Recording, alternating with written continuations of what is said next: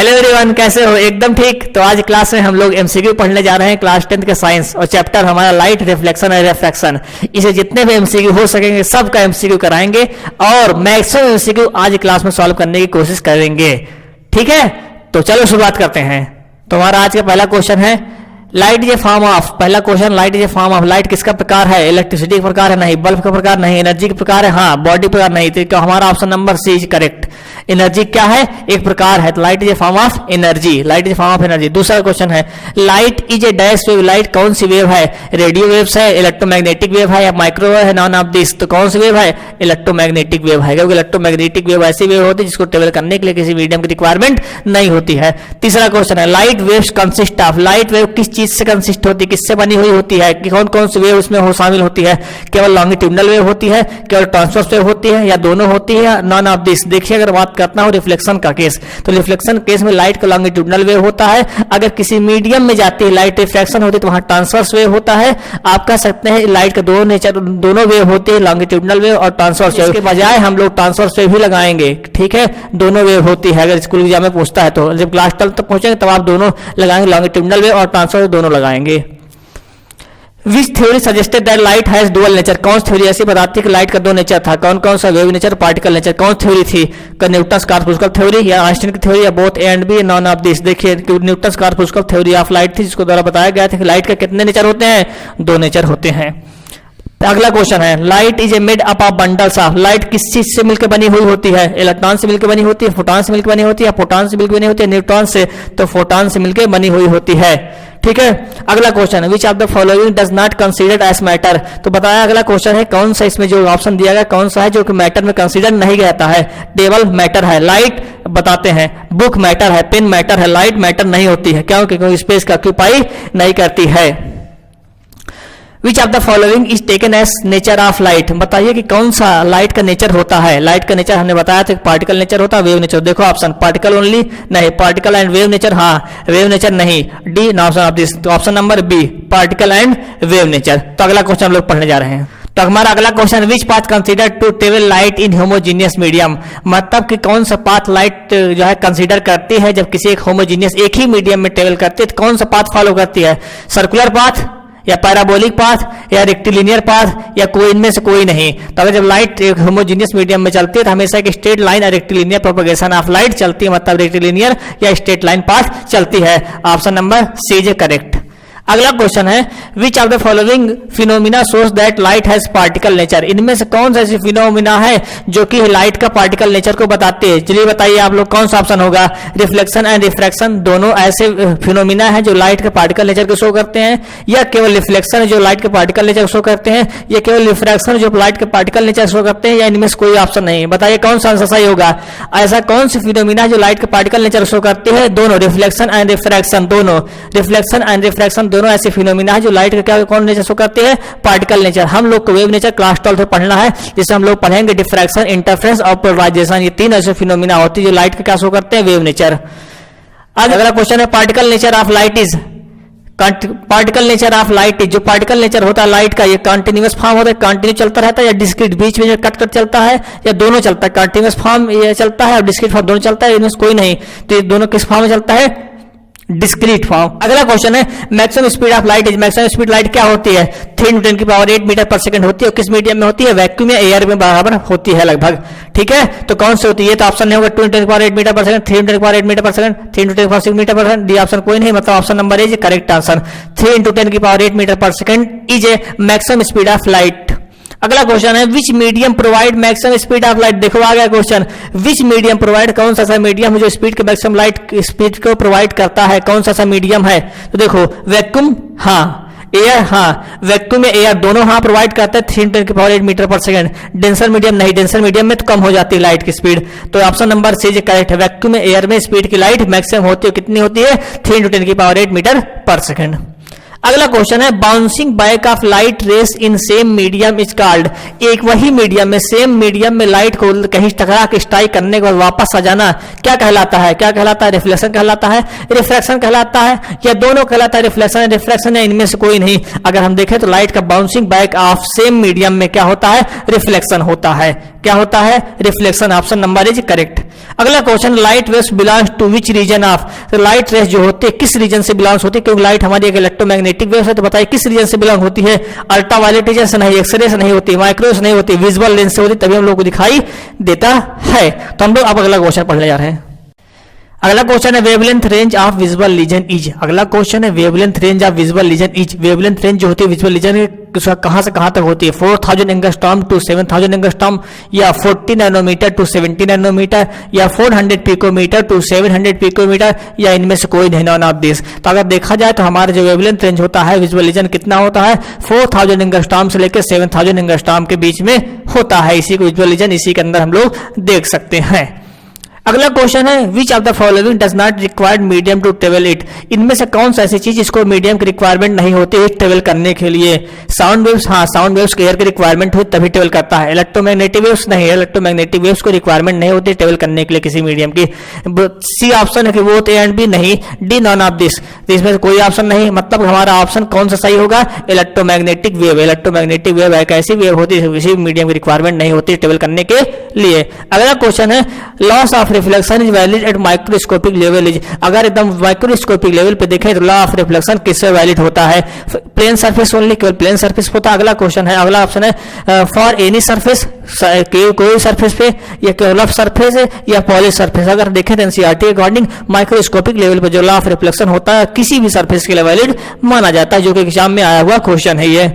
अगला how many types of object is. Object कितने types के आपने लाइट में पढ़े हैं? केवल ल्यूमिनियस एंड नॉन ल्यूमिनियस होते हैं, कि केवल ल्यूमिनियस होते हैं, कि केवल क्या नाम है नॉन ल्यूमिनियस होते हैं? इनमें से कोई नहीं। हमने देखे ऑब्जेक्ट को ल्यूमिनियस और नॉन ल्यूमिनियस दोनों टाइप्स के होते हैं। Option number is correct. अगला क्वेश्चन है a substance through which light can pass is called. ऐसा सब्सटेंस कौन से लाइट पास हो सकती है उसे क्या कहते हैं? ऑप्टिकल मीडियम कहते हैं, ट्रांसपेरेंट मीडियम कहते हैं, या ओपेक कहते हैं, ट्रांसलूसेंट कहते हैं। अगर देखा जाए तो ऑप्टिकल मीडियम लाइट के हर एक मीडियम जिसमें लाइट पास हो सकती है उसे ऑप्टिकल मीडियम कहते हैं।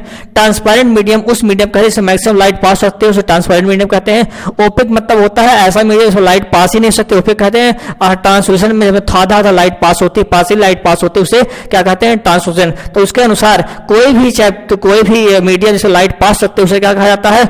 Optical medium. और मैक्सिमम लाइट पास होगी उसे ट्रांसपेरेंट मीडियम कहा जाता है। आप लोग सोच रहे हैं ट्रांसपेरेंट मीडियम नहीं, ऑप्टिकल मीडियम जिसमें लाइट पास होती है, क्या लगा हुआ है।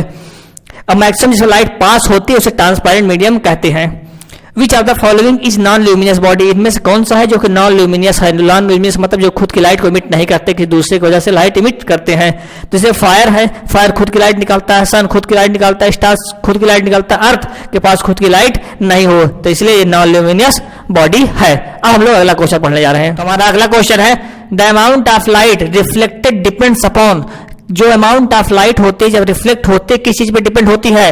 पहला option nature of material of object. Object के जो भी ऑब्जेक्ट बना उसके मटेरियल के नेचर पे डिपेंड करेगी। दूसरा है सरफेस के, जो ऑब्जेक्ट का सरफेस है उसके नेचर डिपेंड करेगी, या उस सरफेस के स्मूथनेस पे डिपेंड करेगी, या सभी, इन सभी पे डिपेंड करेगी। जब लाइट रिफ्लेक्ट होती है किसी ऑब्जेक्ट से तो उस ऑब्जेक्ट के मटेरियल पे डिपेंड करती है, मटेरियल किस नेचर का है, उसके सरफेस पे डिपेंड करती है, सरफेस स्मूथ है क्या है, और साथ में स्मूथनेस ऑफ सरफेस पे डिपेंड करते ही करती है। इसका मतलब सभी ऑप्शन है जो है इसके लिए सुटेबल होंगे, तो option number D is correct.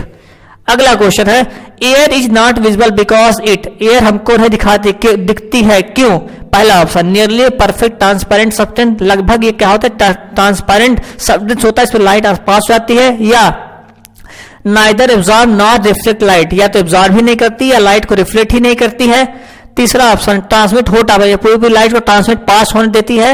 या ऑल ऑफ दिस, लाइट के जो पार्टिकल्स होते हैं इतने छोटे छोटे होते हैं, इतने ट्रांसपेरेंट होते हैं, पूरी तरीके से लाइट को पास होने देते हैं और लाइट को एब्जॉर्ब नहीं करते हैं ना तो रिफ्लेक्ट करते हैं, वो पूरी पूरी भी लाइट को इधर उधर ट्रांसमिट कर देते हैं। इसका मतलब सभी ऑप्शन इस पे सही होगा, मतलब ऑल ऑफ दिस। इसीलिए हम लोग एयर नहीं दिखाई देता।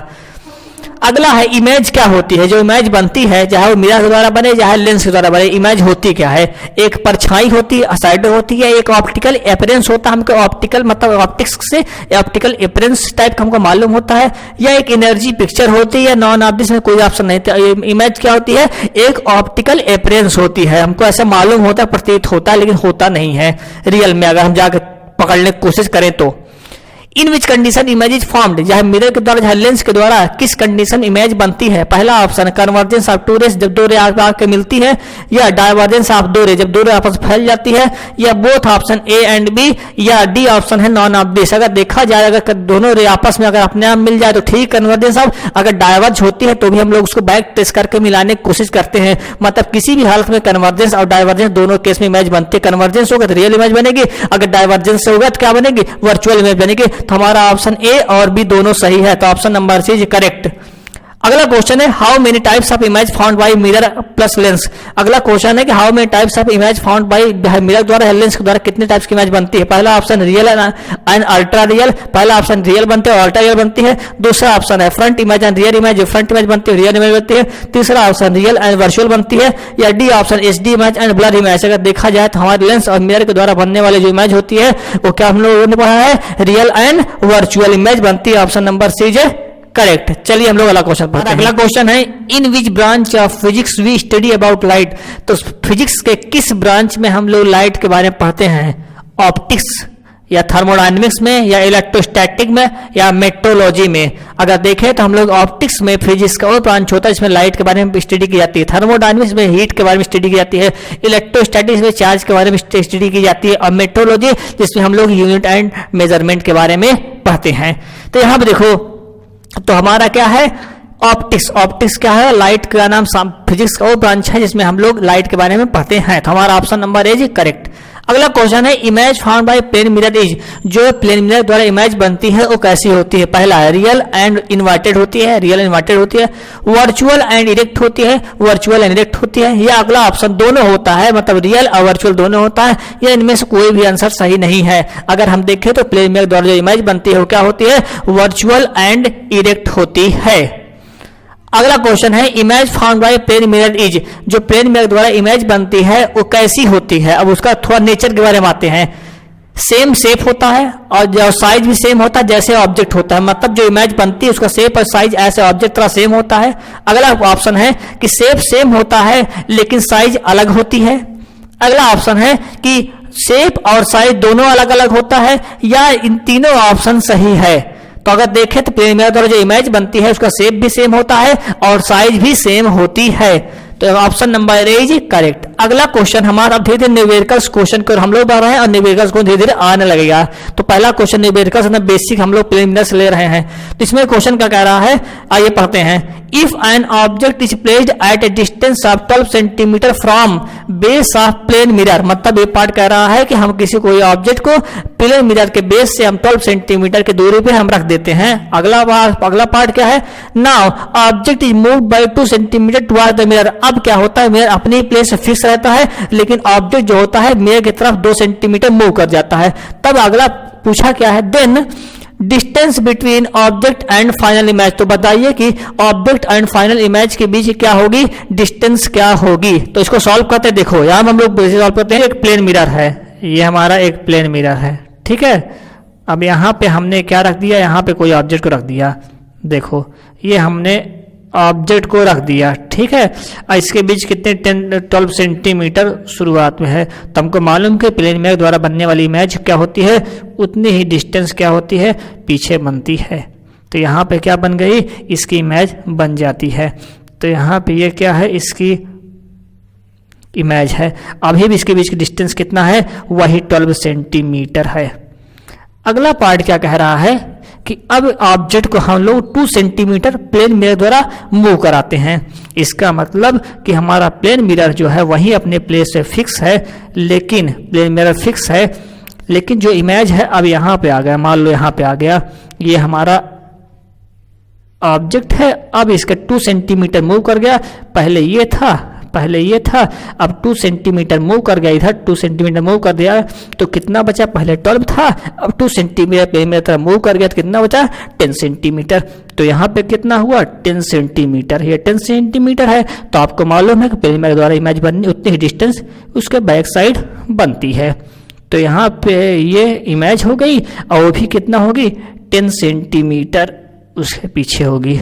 देखो इसका मतलब अगर हम अब देखें तो ऑब्जेक्ट 10 सेंटीमीटर 2 सेंटीमीटर मूव कर गया, तो ऑब्जेक्ट अब प्लेन में 10 सेंटीमीटर है, तो 10 सेंटीमीटर पीछे उसकी इमेज बनेगी, तो इमेज और ऑब्जेक्ट के बीच की डिस्टेंस ये हो गया 10 सेंटीमीटर ये हो गया, तो यहाँ से यहाँ तक क्या नाम है, ये हमारा कितना हो जाएगा 20 सेंटीमीटर, 10 सेंटीमीटर प्लस 10 20 सेंटीमीटर। तो ऑप्शन नंबर कौन सा करेक्ट होगा, सी ऑप्शन है करेक्ट, 20 सेंटीमीटर आंसर आएगा। चलिए हम लोग अगला क्वेश्चन चेक करते हैं। तो हमारा अगला क्वेश्चन है, if a boy running with speed of 2 metre पर second towards the plane mirror then speed of his image is, तो क्वेश्चन कह रहा है यदि कोई लड़का है और प्लेन मिरर की तरफ 2 मीटर पर सेकेंड से स्पीड से दौड़ रहा है, तो बताइए कि उसकी इमेज आप जो शीशे में देखेगा, मिरर में देखेगा, प्लेन मिरर में देखेगा, तो आप उसकी इमेज कितने मीटर पर सेकेंड की स्पीड से उसको दिखाई देगी। 2 मीटर पर सेकंड स्पीड दिखाई देगी, वही स्पीड दिखाई देगी जिस स्पीड से आ रहा है, या उसका 2 टाइम्स हो जाएगी 4 मीटर पर सेकंड दिखाई देगी, या उसका 3 टाइम्स हो जाएगा 6 मीटर पर सेकंड दिखाई देगी, या उसका हाफ हो जाएगा 1 मीटर पर सेकंड स्क्वायर दिखाई देगी। देखो जिस प्रकार से इमेज क्या होती है, जब हम जितना ऑब्जेक्ट डिस्टेंस जितना रहती है प्लेन मिरर से उतना इमेज डिस्टेंस हो जाती है, टोटल दुगनी हो जाती है। सेम उसी प्रकार से जिस स्पीड से प्लेन मिरर की तरफ दौड़ रहा है उसके 2 टाइम्स हो जाएगी, मतलब कि 4 मीटर पर सेकंड उसको अपनी इमेज दिखाई देगी। अगला क्वेश्चन है, if your height is 5 feet then what is the height of plane mirror to see own full image. यदि तुमको अपनी पूरी हाइट देखना है किसी प्लेन मिरर में और आप तुम्हारी हाइट है 5 फीट, तो बताओ प्लेन मिरर तुम कितने हाइट के लाओगे, कितने फीट का लाओगे जिससे तुम अपनी पूरी इमेज दे सको। तो आपका किस अगला ऑप्शन क्या है, 5 फीट का लाओगे, या 2.5 फीट का लाओगे, या 6 फीट का लाओगे, या 10 फीट का लाओगे। तो हम इसको बता देते हैं, तुमको पूरी इमेज देखनी है अपने प्लेन मिरर में, तो अपनी हाइट का तुम्हें कितना लाना पड़ेगा, हाफ लाना पड़ेगा। तो 5 फीट तुम्हारी हाइट है तो प्लेन मिरर कितना लाना पड़ेगा, अपने हाफ, तो 5 का 2 से डिवाइड कर दो, उसका हाफ हो जाएगा 2.5 फीट आपको लाना पड़ेगा अगर तुमको अपनी फुल इमेज देखनी है तो। अगला क्वेश्चन है, what is the angle between incident ray and reflected rays if it falls normally to the surface. यदि किसी सरफेस पे, यदि कोई सरफेस पे मान लेते हैं कोई सरफेस है और इस पे कोई रेस फॉल्स नॉर्मली स्ट्राइक करती तो रे वही पे बाउंस बैक हो जाती है। इस केस में जो एंगल होता है इंसिडेंट रे और रिफ्लेक्टेड रे क्या होता है, 0 डिग्री होता है। तो option number A is correct, B 90 degree हो नहीं सकता, 5 डिग्री हो नहीं सकता, 180 डिग्री तो हो ही नहीं सकता है। अगला क्वेश्चन है, how many numbers of images formed by 2 adjacent plane mirror inclined at 60 degree. मतलब कह रहा है कि किसी प्लेन मिरर के कोई 2 प्लेन मिरर है, यदि हमको उनको 60 डिग्री पर हम रख दें तो उनके बीच में यदि कोई ऑब्जेक्ट रखा है उन्हें कितने इमेजेस बनेंगे। देखो इसका मान लो यहाँ पे क्या नाम है, कोई भी कह रहा है कोई इंक्लाइंड एट 60 डिग्री, तो आपको 60 डिग्री पे इंक्लाइन कर देना है। देखो यहाँ पे हमने एक प्लेन मिरर मान लो, यहाँ पे एक प्लेन मिरर ये है, एक प्लेन मिरर ये है, एक मिरर नंबर 1 ये है, और एक प्लेन मिरर और ले लो यहाँ पे, ये क्या नाम है, ये मिरर 2 है, इसको M2 मान लो। इसके इसे इंक्लाइन किया गया, एडजेसेंट रखा गया और कितना डिग्री रखा गया, 60 डिग्री। तो 60 डिग्री पर रखा गया। तो बताओ कि यहाँ कोई ऑब्जेक्ट रखा हुआ, ये हमारा ऑब्जेक्ट है, ये हमारा क्या है, ऑब्जेक्ट है। बताओ इसे कितनी इमेज बनेगी। तो हम तुमको बताए थे कि number of image is equal to कितना होता है, 360 अपॉन थीटा माइनस 1। इस पर रखोगे, सॉल्व करोगे, 360 अपॉन थीटा, थीटा कितना 60 डिग्री, तो 360 डिग्री अपॉन 60 डिग्री माइनस 1। तो यहां से डिवाइड कर दोगे कितना आ जाएगा, 6 माइनस 1। तो 6 माइनस 1 करोगे तो फाइनल कितना आ जाएगा, 5। तो नंबर ऑफ इमेजेस कितने बनेंगी, 5 बनेंगी। कितने इमेजेस बनेंगे, 5। तो ऑप्शन नंबर ए 6 है, ऑप्शन नंबर बी 5 है, option number C 4, option number infinite. तो ऑप्शन नंबर बी 5 बनेगी। देखो इनफाइनाइट तब बनती है जब दोनों प्लेन को हम लोग क्या रख देंगे, एकदम 0 डिग्री रख देंगे इस प्रकार से। जैसे कि क्या नाम है, अगर हम इसको ऐसे रख देंगे तो ये दोनों के बीच का कितना हो जाएगा, 0 डिग्री हो जाएगा। 0 डिग्री करोगे तो यहाँ 0 डिवाइड करोगे तो इनफाइनाइट है, इनफाइनाइट में से 1 माइनस कर दो, इनफाइनाइट ही रहे, तब उसके क्या बन जाता है, इनफाइनाइट इमेजेस बन जाते हैं। अब हम लोग अगला क्वेश्चन करने जा रहे हैं। देखो अगला क्वेश्चन है, which of the following is used to clearly view object which cannot be seen directly due to obstruction। कभी कभी क्या होता है, हम इस साइड से उस साइड देखना चाहते हैं लेकिन बीच में कुछ ऑब्स्ट्रक्शन है, रुकावट जिसके कारण उधर नहीं देख सकते हैं, लेकिन हमारे पास तरीका है जिससे हम इस साइड से उस साइड भी देख सकते हैं। और कौन सा तरीका है? हमारा प्लेन मिरर की मदद से बनने वाला एक पेरिस्कोप है। पेरिस्कोप में क्या होता है, प्लेन मिरर को हम लोग 45 डिग्री पे इंक्लाइन कर देते हैं, जिसके वजह से क्या होता है, रिफ्लेक्शन होता है, इधर से उधर चीजों को दिखा देता है आसानी तरीके से। ठीक है, तो हम देखो आप लोग स्कूल में बनाए होंगे पेरिस्कोप वगैरह, इसका आंसर सही क्या हो जाएगा? पेरिस्कोप। पेरिस्कोप की मदद से क्या होता है, एक सबसे दूसरी तरफ देख सकते हो अगर बीच में कोई ऑब्स्ट्रक्शन है तो भी। अगर बात करता हूं लेजर, लेजर्स तो देखने के लिए चीज है नहीं, लेजर्स तो वहां से लाइट निमिट करते हैं। कैलेडोस्कोप में क्या होता है, उसके अंदर प्लेन मिरर कैसा लगाया जाता है, चारों तरफ लगाया जाता है, उसके अंदर जब लाइट पास होती है तो मल्टीपल रिफ्लेक्शन होता है, उसके अंदर सक्सेसिव रिफ्लेक्शन होता रहता है। ठीक है, जो हम लोग के लिए क्वेश्चन के अनुसार नहीं, ऑप्शन सही नहीं है। अगला देखो क्वेश्चन क्या है, the principle of successive reflection of light at inclined mirror is used in. कह रहा है कौन सा ऐसा डिवाइस है, कौन सी चीज जिसमें सक्सेसिव रिफ्लेक्शन होता रहता है, तो उस कौन सा डिवाइस है वो कौन सा? देखो पेरिस्कोप। पेरिस्कोप तो ये हो चुका है जिसमें हम इधर से उधर चीजों को देख सकते हैं, सक्सेसिव रिफ्लेक्शन नहीं होता, हम लोग बस देखते हैं चीजों को, बस 2 बार रिफ्लेक्शन होता है बस। अब हम लोग बात करते हैं टेलीस्कोप। नहीं, टेलीस्कोप 2 चीजें देखने के लिए होता है, माइक्रोस्कोप छोटी चीजें देखने के लिए होता है, नहीं कैलेडोस्कोप, जो कैलेडोस्कोप है उसमें हम लोग सक्सेसिव रिफ्लेक्शन देखने को मिलता है। तो option number D is correct. अगला क्वेश्चन है which of the following correct for spherical mirror. कह रहा है कौन सा रिलेशन इसमें दिया गया है कि जो स्फेरिकल मिरर के लिए सही है। अब देखो F बराबर U we upon you minus V, पहला ऑप्शन। दूसरा ऑप्शन कह रहा है F is equal to U plus we upon you V, और तीसरा ऑप्शन है U into V upon you plus V, और चौथा ऑप्शन कह रहा है कोई इसमें ऑप्शन नहीं। देखो अभी ऑप्शन कैसे आया होगा, थोड़ा आपको अजीब टाइप का नजर आ रहा होगा, लेकिन देखो तो बेसिक है। अगर हम देखो इसको सॉल्व करने की कोशिश करें, यहां से सॉल्व करने की कोशिश करें, देखो हम लोग मिरर का फॉर्मूला जानते हैं ना अपना, स्फेरिकल मिरर फॉर्मूला।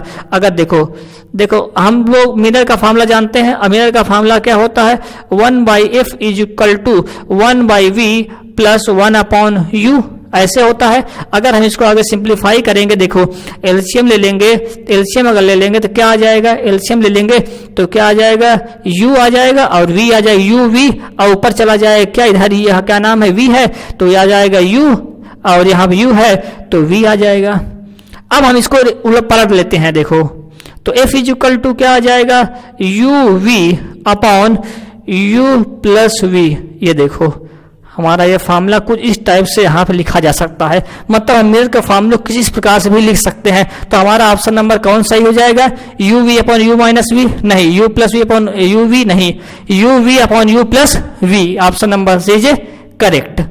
देखो अगला क्वेश्चन कुछ इसी बेसिस पे है, correct relation between u v and r for spherical mirror. जो हमारे स्फेरिकल मिरर होता है उसके लिए object distance u, image distance v, और जो रेडियस ऑफ कर्वेचर होता है आर, कौन सा रिलेशन सही होगा। देखो R is equal to 2 times of U we upon you plus V, R is equal to 2 upon you plus V, R is equal to 2 times of U plus we upon you V, और कोई भी option नहीं। देखो कैसे आएगा, देखो हम लोग यहाँ तक सॉल्व भी कर लिए थे, अब यही सावधानी तरीके सॉल्व कर। और हम लोग जानते क्या है कि भाई साहब आर जो है एफ इज इक्वल टू होता क्या, focal length, radius of curvature का हाफ, ये भी हम लोग जानते हैं, रेडियस ऑफ कर्वेचर क्या होता है, हाफ होता है।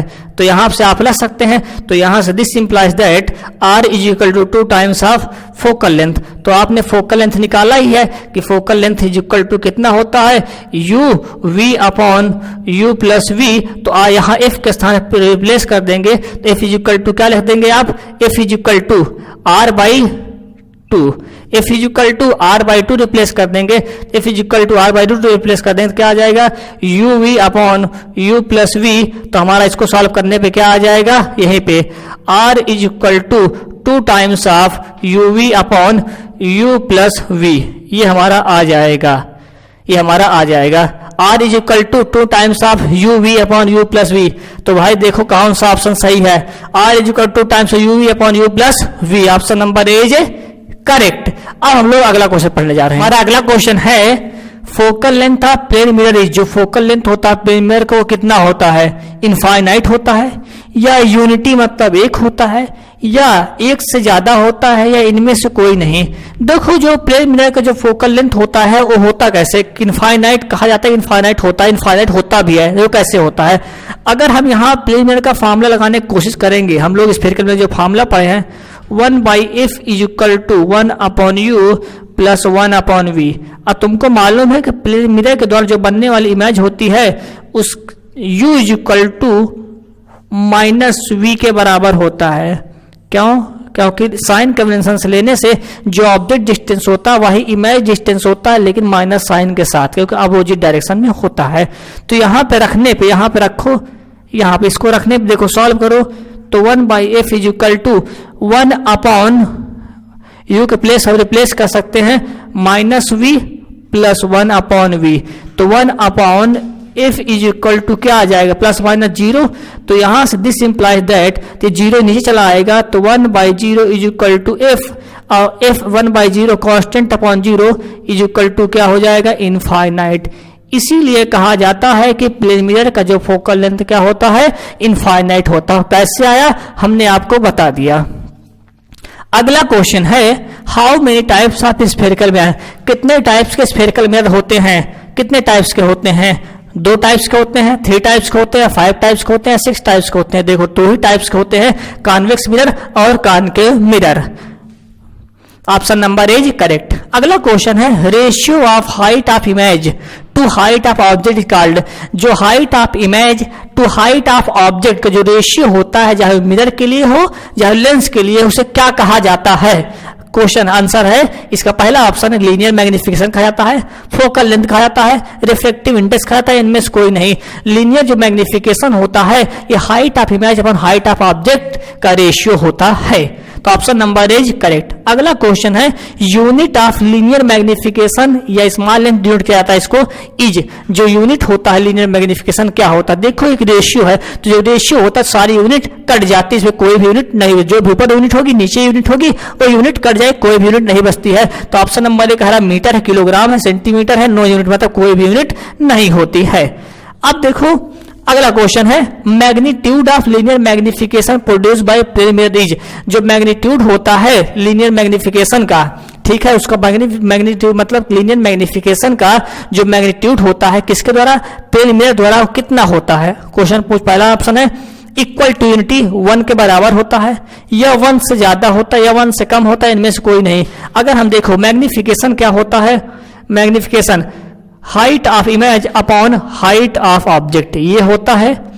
यहां बाद में मैग्निफिकेशन और एक टर्म हम u और v की टर्म भी पढ़ेंगे। देखो तो हाइट ऑफ इमेज और हाइट ऑफ ऑब्जेक्ट किसके द्वारा कह रहा है, और प्लेन मिरर द्वारा। और तुमको मालूम है प्लेन मिरर के द्वारा हाइट ऑफ इमेज और हाइट ऑफ ऑब्जेक्ट क्या होता है, इक्वल होता है। तो हाइट ऑफ इमेज और हाइट ऑफ ऑब्जेक्ट क्या होता है, इक्वल होता है। यहां पर रखो दोनों इक्वल है, तो यहां सॉल्व करोगे तो मैग्निफिकेशन बराबर हाइट ऑफ ऑब्जेक्ट अपॉन नीचे भी हाइट ऑफ ऑब्जेक्ट आ जाएगा, क्योंकि इसके बराबर होता है प्लेन मिरर द्वारा, ये कट जाएगा तो मैग्नीट्यूड क्या हो जाएगा 1। तो इसका मैग्नीट्यूड जो होता है लीनियर मैग्निफिकेशन का किसी प्लेन मिरर के द्वारा कितना होता है, equal to unity.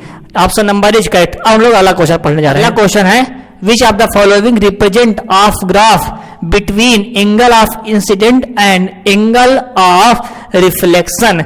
Angle of incident और एंगल ऑफ रिफ्लेक्शन के बीच में कौन सा ग्राफ सही है। अगर यहां पे देखो एंगल ऑफ इंसिडेंट और एंगल ऑफ रिफ्लेक्शन के टर्म में देखें तो लगातार क्या हो रहा है, धीरे धीरे इंक्रीज किया, धीरे धीरे। इसमें क्या हुआ, डिक्रीज हुआ है। इसमें क्या एंगल ऑफ इंसिडेंट बहुत इंक्रीज हुआ, जबकि एंगल ऑफ रिफ्लेक्शन बहुत कम इंक्रीज हो पाया है। ये यहाँ पे देखा जाए जैसे जैसे एंगल ऑफ इंसिडेंट बढ़ा है वैसे एंगल ऑफ रिफ्लेक्शन बढ़ा है। और हम लोग लॉ ऑफ रिफ्लेक्शन आप ये सीखते हैं, angle I is equal to angle R. मतलब एंगल आई अगर बढ़ेगा तो एंगल आर बढ़ेगा, मतलब इंसिडेंट एंगल बढ़ेगा तो एंगल रिफ्लेक्टेड एंगल भी बढ़ेगा। इसका मतलब ऑप्शन नंबर डी इज सही, लगातार आई के साथ आर बढ़ रहा है। अगला क्वेश्चन है in case of virtual and erect image then linear magnification of spherical mirror is. मैं स्फेरिकल मिरर के बारे में बात करता हूं। स्फेरिकल मतलब कॉनकेव और कॉन्वेक्स मिरर में। अगर कॉन्वेक्स कॉनकेव मिरर में कहीं वर्चुअल और इरेक्ट इमेज बनती है तो कैसे मैग्निफिकेशन जानेंगे। अगर आप मैग्निफिकेशन वैल्यू निकालेंगे, यदि वैल्यू पॉजिटिव आ जाती है तो आप समझ लीजिएगा हमारा जो इमेज है वर्चुअल एंड इरेक्ट है। अगर निगेटिव है तो आप समझ लीजिए रियल एंड इन्वर्टेड है। और यूनिटी किसकी होती है, क्या नाम, हमारे प्लेन मिरर की होती है, और इनफाइनाइट नहीं होती है। तो यहां बात करते हैं तो कौन सा होगा, पॉजिटिव। पॉजिटिव हो जाएगा कब, जब वर्चुअल एंड इरेक्ट होगा।